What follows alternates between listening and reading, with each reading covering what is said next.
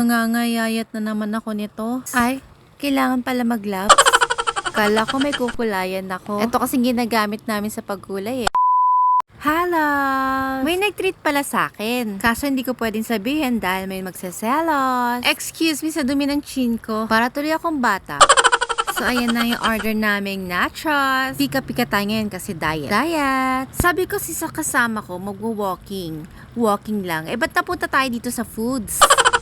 Di tuloy ako nakatanggi. Grasya yan, no? Mas masarap kaya ang libre.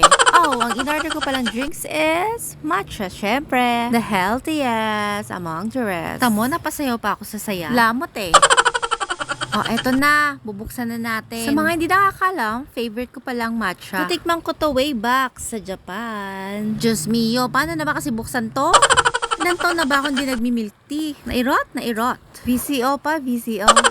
Yung uhaw na uhaw ka na, hay, sa wakas.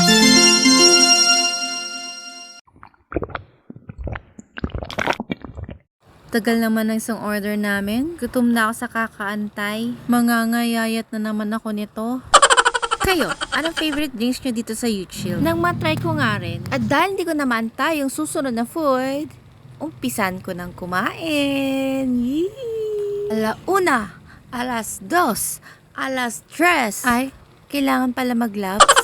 Kala ko may kukulayan ako. Ito kasing ginagamit namin sa paggulay eh.